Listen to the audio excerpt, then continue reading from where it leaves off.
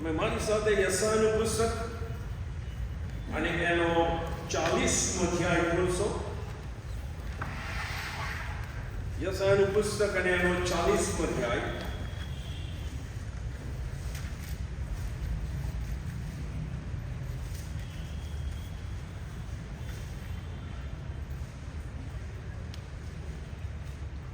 અને એની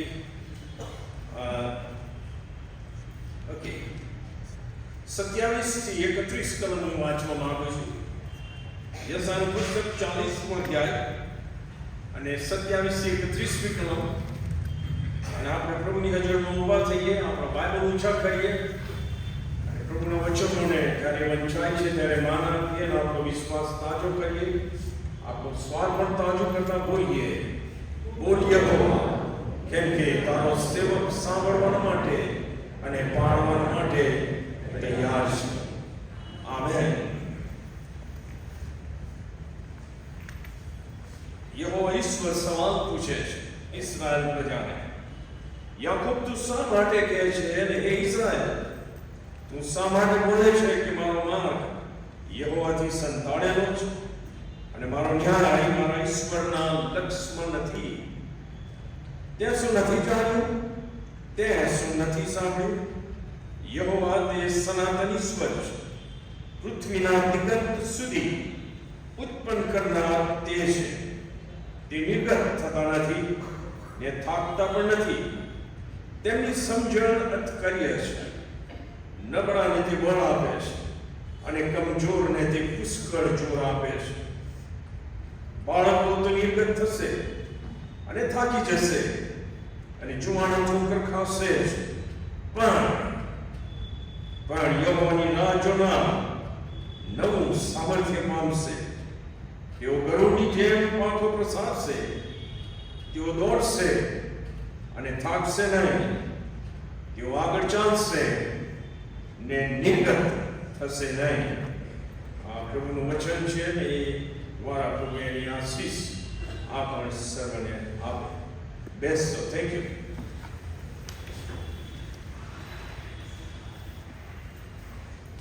આપણે પાછલા સમયમાં જે શીખી ગયા એમાં જ્યારે ઇસ્રાએલ પ્રજા સુલેમાન રાજા પછી બે ભાગમાં વહેંચાઈ ગઈ અને એક દક્ષિણનું રાજ્ય એ યહૂદાનું રાજ્ય થયું અને બીજું ઉત્તરનું રાજ્ય, ઉપરનું રાજ્ય જેને ઇસ્રાએલનું રાજ્ય કહેવામાં આવે છે. એની આખી ઐતિહાસિક ઘટનાઓ બાઇબલમાં લખવામાં આવી છે. તમે જ્યારે જ્યારે વાંચો ત્યારે એ યાદ કરીને વાંચશો તો તમને વધારે સમજ પડશે. ઇસ્રાએલનું જે રાજ્ય હતું એમાં જે રાજાઓ થઈ ગયા, લગભગ 19 થી 20 રાજાઓ થઈ ગયા. મોટા ભાગના હુંડું કરનારા, યહોવાને ન ઓળખનારા હતા અને એ લોકો દાઉદના વંશના નહોતા. જ્યારે યહૂદાનું જે રાજ્ય હતું, જેની રાજધાની યરૂશલેમ હતી, એમાં દાઉદના વંશજોમાંથી રાજાઓ થયા. પણ તકલીફ એ થઈ કે જેમ જેમ સમૃદ્ધિ વધતી ગઈ, જેમ જેમ અન્ય આસપાસ રહેનારા પ્રજાઓનો એમની સાથે મેળાપ થયો, એમનું કલ્ચર, એમની માન્યતાઓ આ ઈશ્વરના લોકોમાં ઘૂસી ગઈ અને પરિણામે એ લોકો ઈશ્વર સાથેના સંબંધમાં કમતી માલુમ પડ્યા, બહુ જ કમતી માલુમ પડ્યા. અને એ વખતે ઉત્તરના રાજ્યને પણ, એટલે કે ઇસ્રાએલ રાજ્યને, યહૂદાના રાજ્યને પણ ચેતવણી આપવા માટે ઈશ્વર એક પછી એક જબરજસ્ત પ્રબોધકોને મોકલ્યા અને એ પ્રબોધકો ચેતવણી આપતા. પણ મોટે ભાગે એમની ચેતવણી ને ગણકારવામાં આવતી નહોતી, મોટે ભાગે. કારણ કે એ લોકો હવે એમનામાં રચા પચા થઈ ગયેલા, એમના આશીર્વાદોમાં રચા પચા થઈ ગયેલા. અને પરિણામે આપ લોકોને યાદ હશે કે ઈસવીસન પૂર્વે 722માં આસુરના રાજાએ હુમલો કરીને જે સમરૂન રાજધાની હતી અને ઇસ્રાયલનું જે રાજ્ય હતું એને નષ્ટ કરી નાખ્યું, અને ત્યાં આગળ બીજા જાતિનો લોકોને લાવીને રાખ્યા અને આખી મિક્સ પ્રજા ત્યાં થઈ ગઈ. બહુ ભયંકર વાત. એ સમયે અસહ્ય પ્રબોધક દ્વારા એ લોકોને ચેતવણી આપવામાં આવતી હતી. યશાયા પ્રબોધક એમના જે સમકાલીન હતા એ મીખા પ્રબોધક હતો અને હોશિયા પ્રબોધક હતો કે જેઓ આ લોકોને ચેતવણી આપતા હતા. ભલો પ્રભુના વચનોમાંથી જ્યારે પણ ચેતવણી મળે ત્યારે એના પ્રત્યે આંખ આળા કાન મહેરબાની કરીને કરશો નહીં. આ બહુ સ્પષ્ટ વાત છે. કારણ કે યશાયા તમે જો એણે લગભગ 53 વર્ષ સુધી પ્રબોધ કર્યો છે. ઈસવીસન પૂર્વે 739 થી 686 સુધી 53 વર્ષ સુધી ન સાંભળવાના કારણે ઈસવીસન પૂર્વે 722 માં 10 સ્કૂલો જેને કહી શકાય એ ખલાસ થઈ ગયા છે. હવે રહ્યા યહૂદી લોકો યહૂદાના રાજ્યમાં, જેની રાજધાની યરૂશાલેમ છે. આપણે શીખીએ છીએ પ્રમાણે ઈર્મિયા પ્રબોધક એણે ત્યાં આગળ બહુ ચેતવણી આપી. ઈર્મિયાનું પ્રબોધકનું પુસ્તક બેઝિકલી એના ઉપર આપણે ઘણો ઊંડો અભ્યાસ કરેલો. ઈર્મિયા પ્રબોધકે ઈસવીસન પૂર્વે 627 થી 586 સુધી પ્રબોધ કર્યો. અને આ જે લગભગ 2 કુળ જે બચી રહેલા એમને ચેતવણી આપી કે તમારી બહેન ખલાસ થઈ ગઈ, એ ભ્રષ્ટ જીવન જીવતી હતી, ઈશ્વરને ભૂલીને. તમે એના ઉપરથી તો શીખ લો. એને લગભગ 41 વર્ષ સુધી આ લોકોને ચેતવણી આપી. પણ યરૂશાલેમ વાસીઓ અને યહૂદા રાજ્યમાં રહેનારા લોકોએ, પ્રભુના લોકોએ એ ચેતવણી પ્રત્યે બહુ ધ્યાન આપ્યું નહીં. અને આપણે જાણીએ છીએ કે ઈસવીસન પૂર્વે 586 થી બાબેલના રાજા નેબુકદનેસ્સારે 3 હુમલા કર્યા અને એ લોકોને બંદી બનાવીને બાબેલના રાજ્યમાં લઈ ગયો. હા, કોરસ રાજાએ 70 વર્ષ પછી પાછા મોકલ્યા, પણ ત્યાર પછી ઈશ્વરના લોકો લેન્ડ ગુમાઈ બેઠા, જમીન, અને પ્રજા નેશન તરીકે એમનું જે અસ્તિત્વ હતું એ ખલાસ થઈ ગયું. અને એ ઈશ્વરે કહ્યું હતું હું પાછો બનાવીશ એમને, અને 1939 માં એ ફરીથી નેશન તરીકે માન્ય થયું. આ ઇતિહાસ હું એટલા માટે કહું છું કે જેથી આપણને ચેતવણી મળે કે ઈશ્વર કોણ છે. ઈશ્વરે આપેલી બાબતો પ્રત્યે ગંભીર બનીએ. ઈશ્વરે આપેલા ભવિષ્ય કથનોને આપણે ગંભીરતાથી લઈએ, કારણ કે ઈશ્વર એ વચન આપનાર ઈશ્વર છે, અને ઈશ્વર એ વચન પાડનાર પણ પરમેશ્વર છે. હવે તમે જુઓ છો કે એ બધું હતું આ યહૂદી લોકોમાં, ઇસ્રાએલ પ્રજામાં ભયંકર પાપ હતા, ઈશ્વરને ભૂલી ગયેલા. ઈર્મિયા પ્રબોધક તો કહે છે કે શું તમે એવી કોઈ પ્રજા જોઈ કે જે પોતાના ઈશ્વરને ભૂલી જાય? તો કે જગન્નાથ કોઈ નહીં. તો કે છે પણ તમે ભૂલી ગયા અને તમે 2 ઊંડા કામ કર્યા છે. એક તો તમે જીવતા પાણીના ઝરાને તજી દીધો, ઈશ્વરને, યહોવાને, જીવંત ઈશ્વર. અને તમને તરસ લાગી ત્યારે તમે તમારે સારું ભાગેલા ટાંકા કર્યા કે જેમાં પાણી રહે નહીં. તમે વ્યર્થતાની પાછળ ગયા અને તમે વ્યર્થતા તરફ જઈ રહ્યા છો. એ ચેતવણી વારંવાર આ લોકોને મળતી હતી, પણ આ લોકો પાછા ફરવા માંગતા નહોતા, સ્વીકારવા તૈયાર નહોતા કે એમની આ કફોડી પરિસ્થિતિ શાના લીધે થઈ છે અથવા થવાની છે. અને તેથી ડાયરેક્ટલી કે ઇનડાયરેક્ટલી, જેમ ઘણીવાર આપણે કરીએ છીએ ને કે આત્મખોજ કરવાને બદલે કોઈ પરિસ્થિતિ, પ્રશ્ન, મૂંઝવણ, મુશ્કેલીમાંથી આપણે પસાર થઈએ તો આત્મખોજ કરવાને બદલે આપણે શોધી નાખીએ છીએ સ્કેપગોટ, કે કોને દોષ આપીએ કે આના લીધે ને આના લીધે ને આના લીધે ને. યસ ઓર નો? એવું જ આ લોકો પણ કરવા માંગતા હતા એવું મને લાગે છે. 27મી કલમ છે, વાંચીએ તમે યશાયાનું પુસ્તક 40મો અધ્યાય એની 27મી કલમમાં ત્યાં શું કહેવામાં આવે છે ઈશ્વરના વચનમાં લોકોને? ત્યાં લખ્યું છે કે યાકૂબ, તું શા માટે કહે છે, હે ઇસ્રાએલ, તું શા માટે બોલે છે કે મારો માર્ગ યહોવાથી સંતાડેલો છે અને મારો ન્યાય મારા ઈશ્વરના લક્ષમાં નથી? ટૂંકમાં ઈશ્વરને જાણે અમારી કશી પડી જ નથી. અરે ભાઈ, તમને ઈશ્વરની નોંધ પડી એટલે તમારી આ હાલત થઈ રહી છે, અને તમે દોષ ઈશ્વરને આપો છો કે ઈશ્વર ધ્યાન આપતા નથી. અમારો માર્ગ ઈશ્વરથી સંતાડેલો છે, જાણતા નથી અમે કેવી પરિસ્થિતિમાં. એના જવાબમાં ઈશ્વર બહુ ગંભીર વાતો લખે છે કે જે આપણને આપણો ઈશ્વર કોણ છે એ યાદ કરાવે છે. ગઈકાલે જો ભક્તિ સભામાં હતા સવારની, મેં અહીંયાથી શીખ્યું હતું કે ઈશ્વરના વચનો કેટલા અગત્યના છે.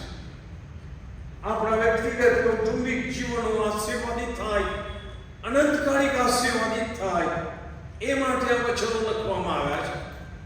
અને આજે હું એમ શીખવવા માંગુ છું કે વચનો આપનાર ઈશ્વર, એની ઉપર કદી ડાઉટ કરીએ નહીં, એને કદી દોષિત ઠરાવીએ નહીં આપણી પરિસ્થિતિના માટે. યસો?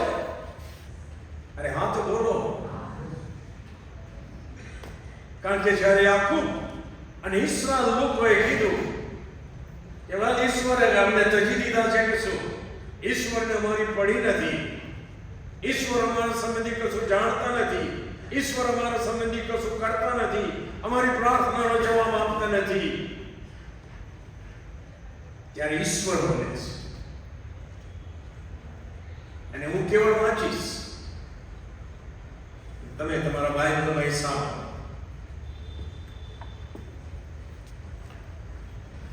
યશાયા 40 એની 12મી કલમથી ઇસ્રાએલના અજોડ ઈશ્વર એ ટાઇટલ મારા બાઇબલમાં આપવામાં આવ્યું છે.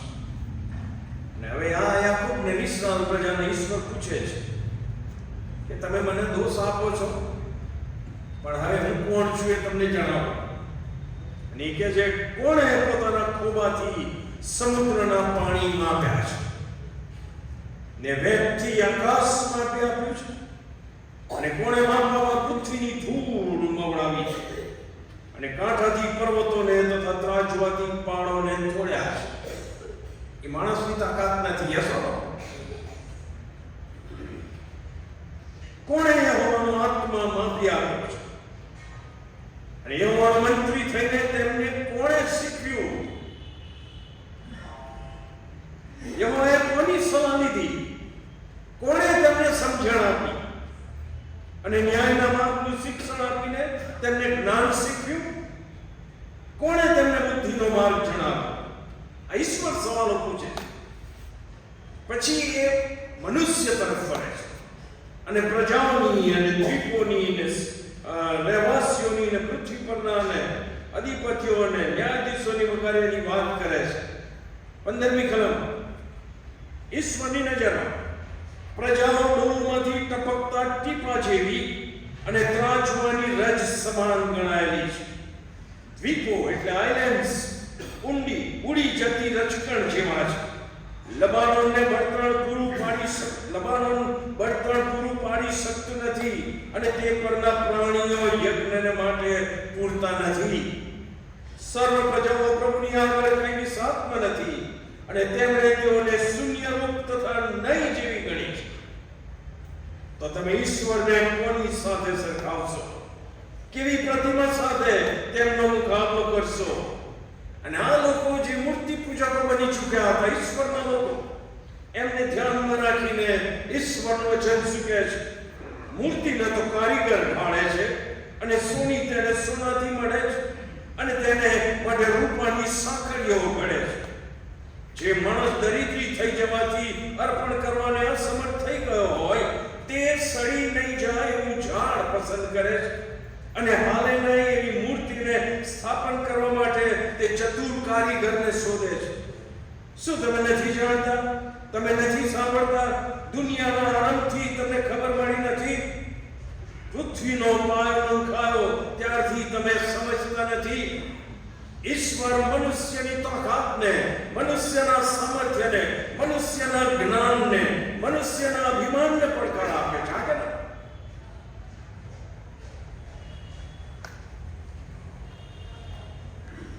22મી કલમ. પ્રભુ તો પૃથ્વી પરના નભોમંડળ પર બિરાજનાર, અને તેમની નજરમાં તેના રહેવાસીઓ તીર સમાન છે. તે મલમલના પડદાની જેમ આકાશોને પ્રસારે છે, અને તે રહેવા માટેના તંબુની જેમ તેઓને તાણે છે. અધિપતિઓને નહીં સરખા કરનાર તે છે. આપણે નબૂકદનેસ્સાર વિશે જોયું હતું કે આપણો ઈશ્વર એ રાજાઓને ઉપર ચડાવે છે, અને એ રાજાઓને નીચે પણ પાડનાર ઈશ્વર છે. કોઈ મનુષ્ય ઈશ્વરની સામે આંખ કરી શકે નહીં, એના ઉપર દોષ મૂકી શકે નહીં. એમના વચનો ઉપર અને એમના જ્ઞાન અને ડાપણ ઉપર કોઈ ડાઉટ કરી શકે.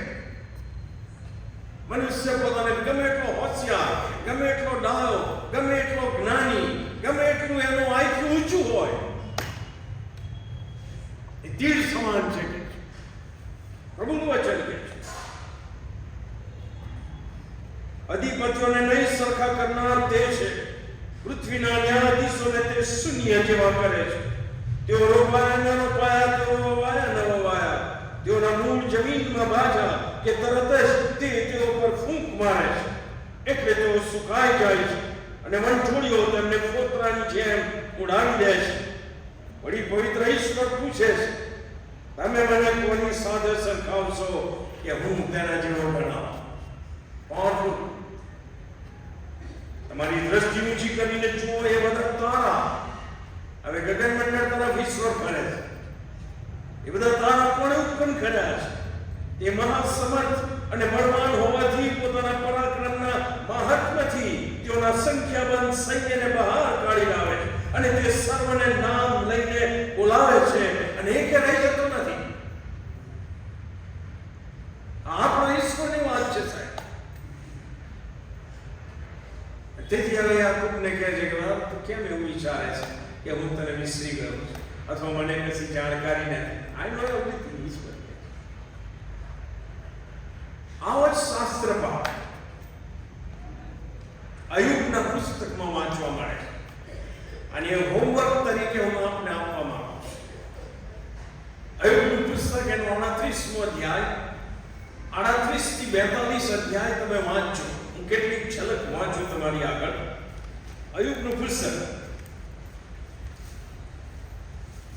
તમને ખ્યાલ છે અય્યુબની જે હાલત થઈ, કફોડી હાલત થઈ, ન સમજાય ન સ્વીકારાય એવી એની હાલત થઈ, અને એ ન્યાયી માણસ હતો, ઈશ્વરનો ભક્ત હતો, એવું ખુદ ઈશ્વર પોતે કહે છે. આ કે ના?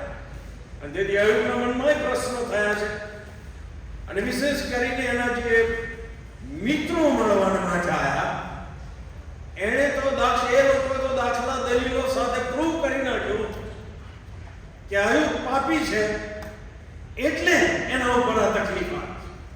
ભયંકર રીતે દલીલો ઉપર દલીલો થઈ છે. અય્યુબ બોલે છે, કોઈ મિત્ર બોલે છે, અય્યુબ બોલે છે, કોઈ મિત્ર બોલે છે, મેળ ખાતો નથી, અને આ બધું ઈશ્વર સાંભળે છે. વાલો આપણે જ્યારે બહુ ખેંચાખેંચ કરીએ ને તો ઈશ્વરની બી છટકે જ રહે, એટલું યાદ રાખો. અને એમની છટકે તો પછી તકલીફ થઈ જાય છે ને. એટલે હોશિયારીઓ મૂકી દઈએ આપણે. નમ્ર થઈએ પ્રભુની હાજરીમાં, કારણ કે હું વાંચીશ ને તમે મેં તો એકવાર હું બેઠેલો ને અમારા ઘરમાં કુટુંબ સાથે મેં વાંચ્યું, બધા ધ્યાન વાંચ્યું છે લોકોએ પહેલા, પણ કે આટલું બધું આવું લખ્યું છે. યસ, આપણો ઈશ્વર કોણ છે? મનુષ્ય નહીં, ઈશ્વર. અને હું વાંચીશ કેટલીક કલમો, રાઈટ? 38મો અધ્યાય અયુબનું પુસ્તક. યહોવાએ અયુબને આપેલો ઉત્તર. ત્યારે યહોવાએ ટોળિયામાંથી અયુબને ઉત્તર આપતા કહ્યું, અજ્ઞાનપણાના શબ્દોથી ઈશ્વરી ઘટનાને અંધારામાં નાખનાર આ કોણ છે? એ અયુબ છે અને અયુબના મિત્રો પણ છે. યસો, હવે મરદની જેમ તારી કમર બાંધ, ઈશ્વર કહે છે, કેમ કે હું તને પૂછીશ અને તું મને ઉત્તર આપ. જ્યારે મેં પૃથ્વીના પાયા નાખ્યા ત્યારે તું ક્યાં હતો? Where were you? તમને ખબર છે ગીતશાસ્ત્ર 8માં ખોલો તરફ. ગીતશાસ્ત્ર 8માં ગીત કરતા એ જ સવાલ પૂછે છે.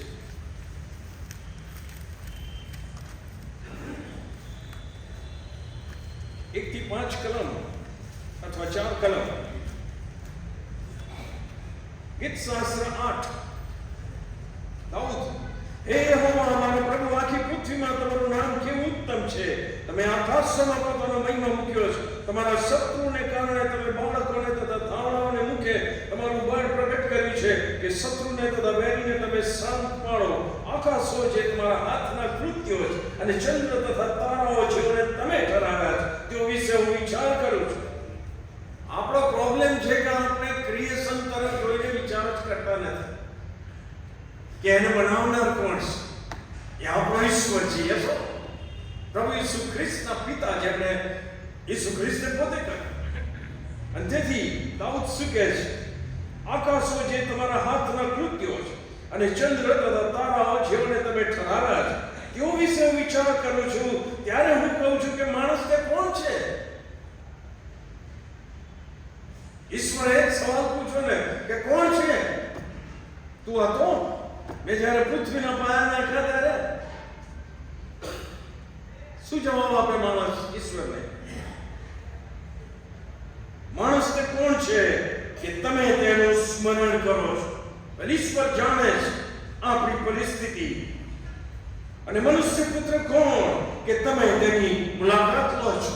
અને એ જ ઈશ્વરે ઈસુ ખ્રિસ્તમાં આપણી મુલાકાત લીધી છે. Yes or no?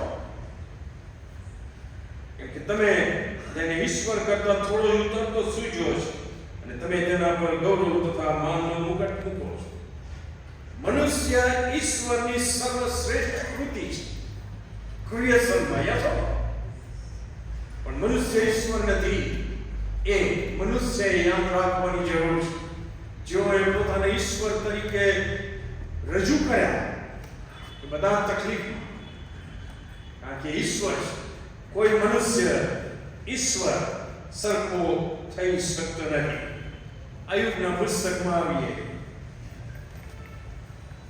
4th કલમ. જ્યારે મેં પૃથ્વીના પાયા નાખ્યા ત્યારે તું ક્યાં હતો? જો તને સમજણ હોય તો કહી દે. જો તું જાણતો હોય તો કહે, તેના માપ કોણે ઠરાવ્યા, અને તેને માપવાની દોરી કોણે લંબાવી? વગેરે વગેરે જબરજસ્ત સવાલો પૂછે છે. સમુદ્રને યાદ કરતા ઈશ્વર શું કહે છે?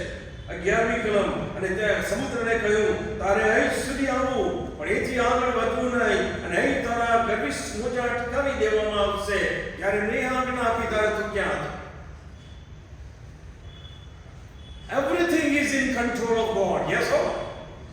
સગળું ઈશ્વરના કંટ્રોલમાં છે એમ એ કહેવા માંગે. તમે વાંચજો ઘરે જઈને, તમને બહુ મજા આવશે. 31મી કલમ 38મો અધ્યાય.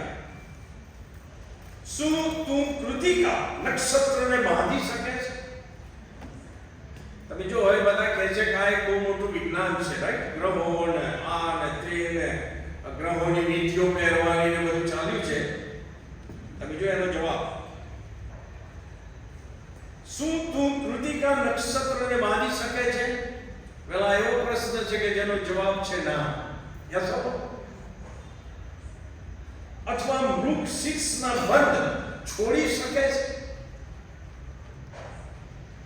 શું તું રહસ્યોને વખસ્તર ચલાવી શકે છે?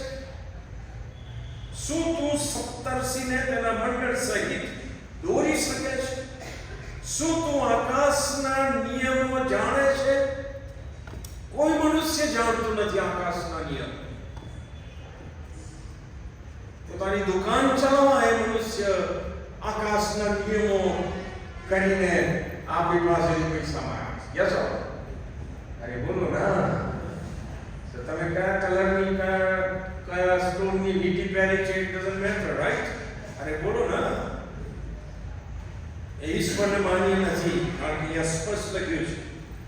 શું તું આકાશના સત્તા પૃથ્વીમાં સ્થાપી શકે છે? વગેરે વગેરે બહુ જબરજસ્ત લખ્યું છે.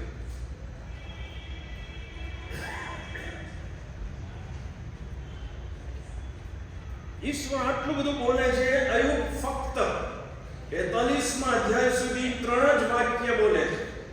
40મા અધ્યાયની 3 થી 5 કલમ તમે વાંચો. તમારે ઘરે જઈને આખું વાંચવું પડશે ઊંઘતા પહેલા. ત્યારે અયુબે યહોવાને ઉત્તર આપ્યો કે હું કઈ વિષાત્મ નથી, તો હું તમને 100 ઉત્તર આપીશ. જ્યારે ઈશ્વર પૂછે ને ત્યારે આપણી બધાની હેકડી નીકળી જાય ને. તો પહેલેથી જ નમ્રતાથી જીવીએ ને પ્રભુમાં. હું મારો હાથ મારા મોં ઉપર મૂકું છું, એવું કે છે. એકવાર હું બોલ્યો છું પણ હવે ફરી નહીં બોલું. આ 2 વાર હું બોલ્યો છું પણ હવે હું આગળ વધીશ નહીં. I keep mum. તેથી વાલાઓ, ગમે તે પરિસ્થિતિમાં સમજ ના પડે ને તો એમ બોલશો નહીં. પ્રભુએ કેમ આવું કર્યું? કોઈ કહે છે કે શેતાનને કેમ આવું કર્યું? Just trust the Lord. That's all. કારણ કે અયુબ કહે છે કે હું ઉપર હાથ મૂકું. હવે નહીં, નો દલીલ. તમે જે કરી છો એ તમે છો. યસ.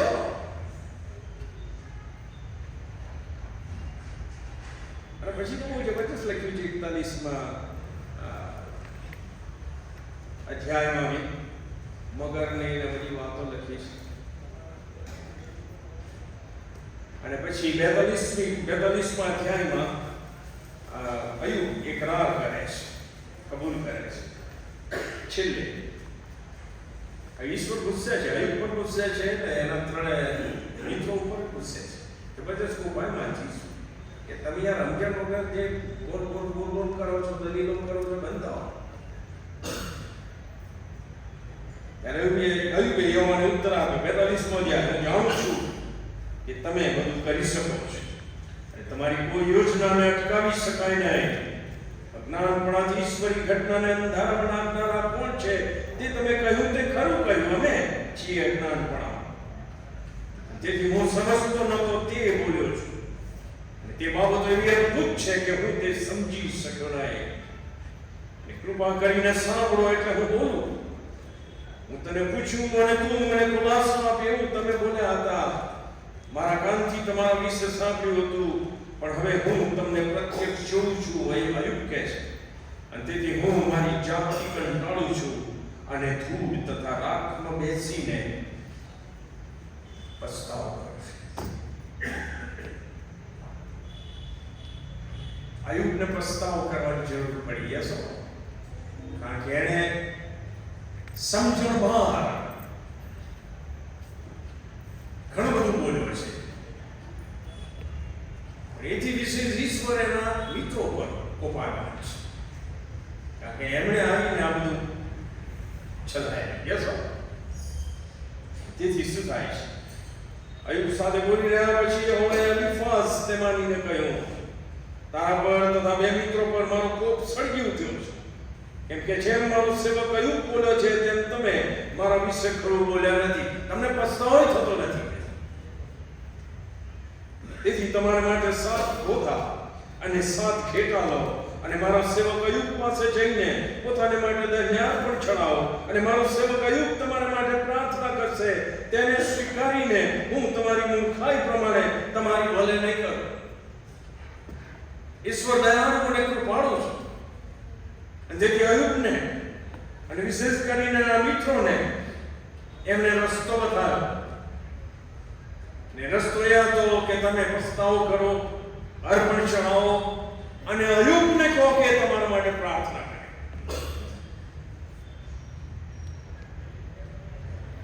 આ સમજવા જેવું છે. હવે અયુબની માનસિક હાલત એમના મિત્રો માટે એવી હતી કે એમના માટે પ્રાર્થના કરી જ ન શકે. કારણ કે એટલી ખરાબ ખોટી કરેલી એ લોકોએ આવી કે તું પાપી છે ને પાપ કર્યું છે ને એટલે તારી આ હાલત થઈ છે. હવે અયુબને ઈશ્વર કહે છે ઓકે પ્રે ફોર ધેમ.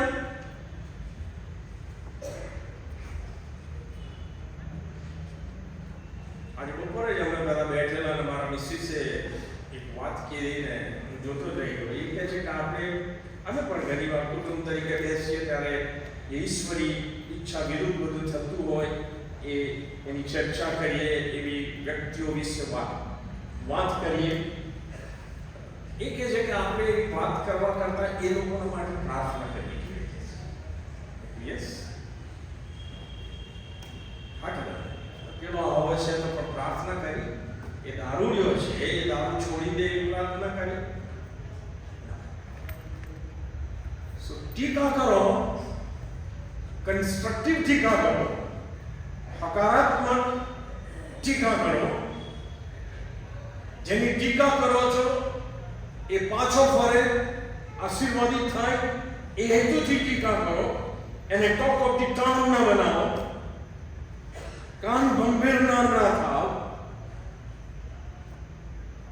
તો પ્રાર્થના કરો, સ્વાર્થથી કરજો તમે. ઓકે, ગમે એવું તમારું નુકસાન કર્યું, જસ્ટ પ્રે ફોર ધેમ.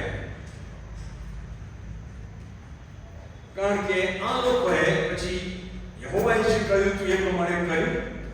અને તમે જુઓ પછી શું લખવામાં આવ્યું છે 9મી કલમ. ત્યારે અલીફાઝ તેમાની, બિલદાદ સુહી તથા સાફાર નામાથીએ યહોવાએ તેમને જે આજ્ઞા કરી હતી તે પ્રમાણે કર્યું. એટલે કે બલિદાન લઈને આવ્યા છે. અને યહોવાએ અયુબની પ્રાર્થનાનો સ્વીકાર કર્યો. અને જ્યારે અયુબે પોતાના મિત્રોને માટે પ્રાર્થના કરી ત્યારે યહોવાએ તેની દુર્દશા ફેરવી નાખી. અને અગાઉ હતું તે કરતા યહોવાએ અયુબને બમણું આપ્યું. યસ ઓર નો?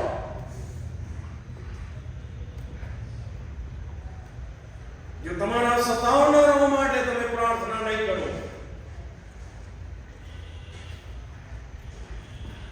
તમારા દુશ્મનો ઉપર તમે માટે પ્રાર્થના નહીં કરો, તો પરિસ્થિતિ કદાચ ના પણ બદલાય. કારણ કે અહીંયા સ્પષ્ટ લખ્યું છે કે અયુબે જ્યારે પ્રાર્થના કરી, યસ ઓર નો, ત્યારે એની આખી બાબત બદલી નાખી અને એને બહુ આશીર્વાદ ઈશ્વરે આપ્યો.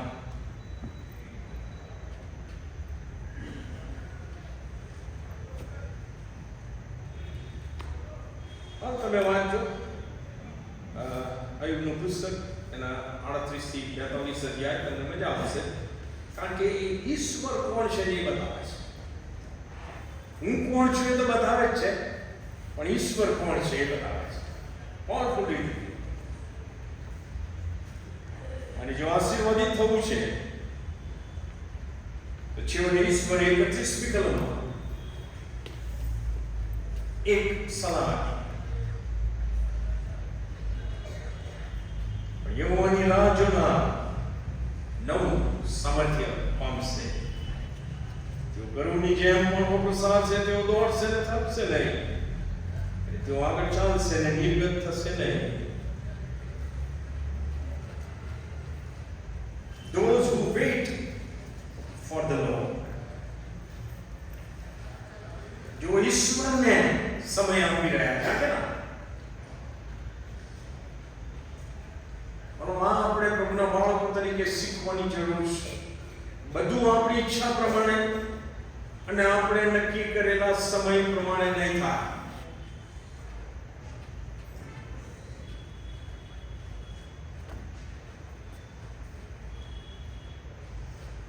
જો નમ્રતાથી આપણે ઈશ્વર પર ભરોસો રાખીશું. ઈશ્વરને એનું કામ કરવા દઈશું. શાંત રહી, સહન કરીને, ધીરજ રાખીને. યસ, અઘરું છે, બહુ અઘરું છે, હું જાણું છું, પણ આ શક્ય નથી. ટ્રાય. અમને તો 20 વર્ષ પછી જવાબો મળ્યા છે.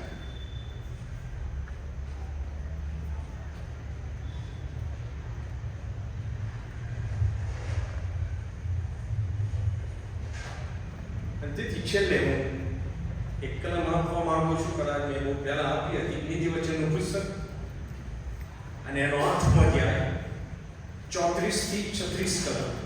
નીતિવચન 8, 34 થી 36.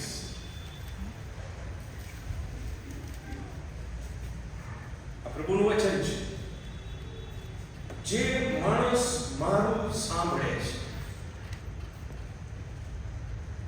ને દરરોજ મારા દરવાજા પાસે લક્ષ રાખે છે, અમારી બહાર સાકો આગળ રાહ જુએ છે, તેને ધન્ય છે. કેમ કે જેઓને હું મળું છું તેઓને જીવન મળે છે, તેઓ યહોવાની કૃપા પ્રાપ્ત કરશે. જેને આપણે આપણો પ્રાર્થનાનો સમય કહી શકીએ છીએ, જેને આપણે ક્વાઇટ ટાઈમ કહી શકીએ છીએ. યસ, રોજ,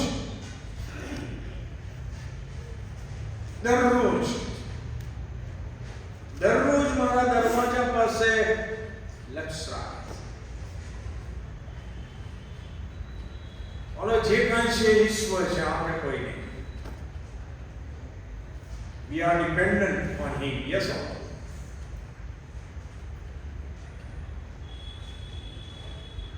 જે મારી વિરુદ્ધ ભૂલ કરે છે, 36મી કલમ, એટલે કે જે મારી વાણી સાંભળતો નથી, મારી પાસે આવતો નથી, મારા વચનો વાંચતો નથી, મારી ઈચ્છા જાણતો નથી, એને આધીન થતો નથી, તે પોતાના જાતને નુકસાન પહોંચાડે છે. મને દીકરાના સર્વ મોતને ચાહે છે.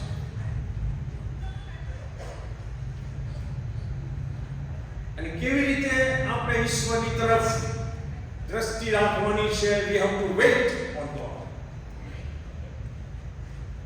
વિશ્વાસથી, ડિમાન્ડ નહીં કરવાની, ભક્તિ.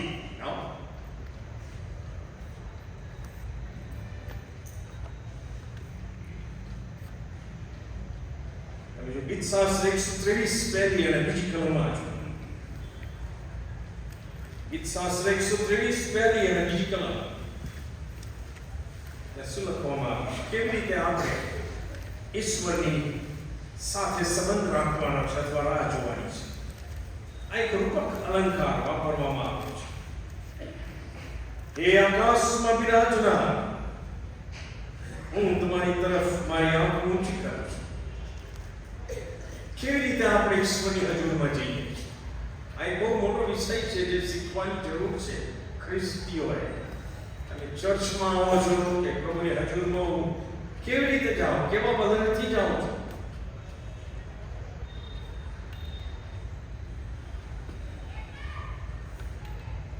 મને ખબર છે કે મારા પિતાજી હતા ને એમણે વખતે એક જણને સવાલ પૂછ્યો કે તમે ચર્ચમાં તો આવો છો પણ બહાર ઉભા રહો છો, લોકો માથા ભારે માણસ હશે, ચર્ચમાં કેમ નથી બેસતા? ઘણીવાર શું કે જો હું ચર્ચમાં જઈને બેસું તો પાદરી સાહેબ એમનું ભાષણ ભૂલી જાય એવી છે મારી ધારણા કે છે. આવા છે ને મેં, મને ખબર છે. કેવા મનથી તમે જાઓ છો ચર્ચમાં સાહેબ? Yes, it's very important.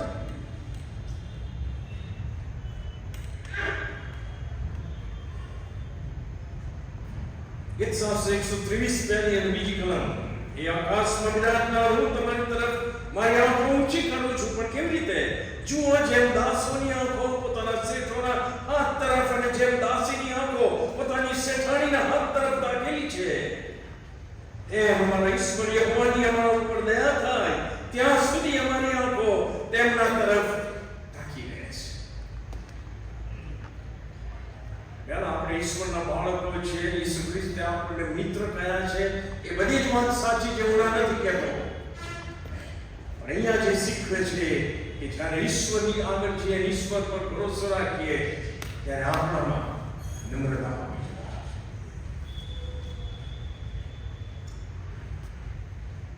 જોઈએ. બીજી ઘણી ફિલ્મો છે, પણ કોઈ વાર ફરી હું આપીશ. પણ નવા વર્ષમાં નવા ધ્યેય સાથે આપણે જીવીએ. તમારું ઈશ્વરની હજુરમાં જવાનું વલણ બદલાવવું જોઈએ. તમારી પ્રાર્થના બદલાવી જોઈએ. તમારી ડિમાન્ડ પણ બદલાવી જોઈએ.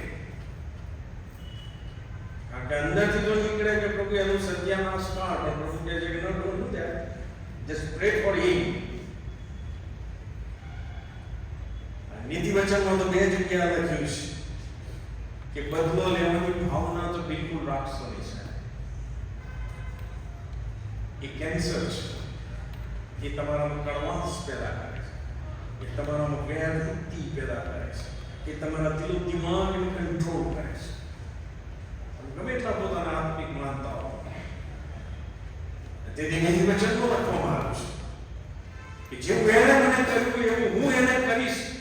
એવું તારે બોલવું નહીં. જો બોલવાની જ ન પાડે છે તો કરવાની તો કોઈ સવાલ જ નથી.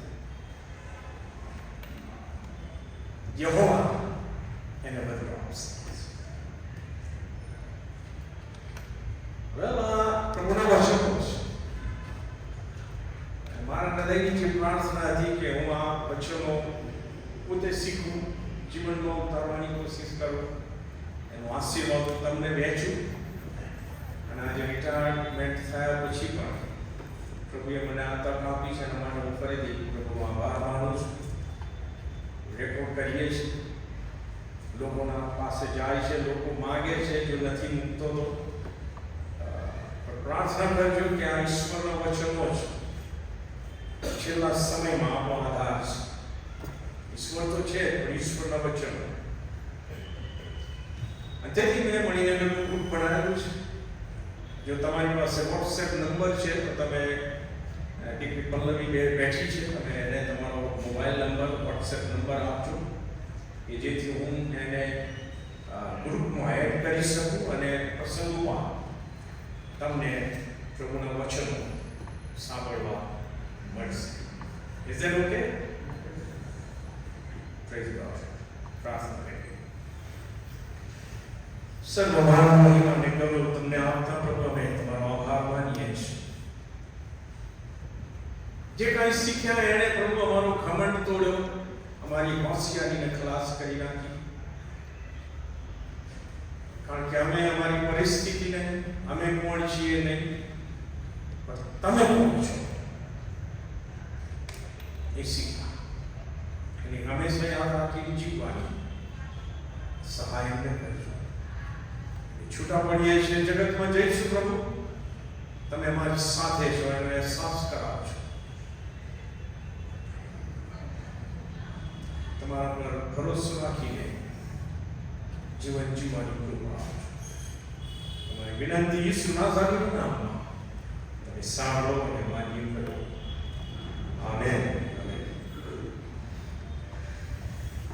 બે વખત જોશથી હાલેલુયા બોલીએ અને પ્રભુને મારા રેડી. આપ સર્વ જેવો આવ્યા છો, આપ સર્વનો આભાર. આવજો અને જેના ઉપર પ્રેમ કરો છો એવા મિત્ર મંડળ, કુટુંબીજનોને પણ લાવજો, જેથી આપણે સાથે મળીને પ્રભુમાં આગળ વધી શકીએ. રાઈટ? ઓકે, બે વખત જોશથી હાલેલુયા. પ્રભુને માન આપીએ.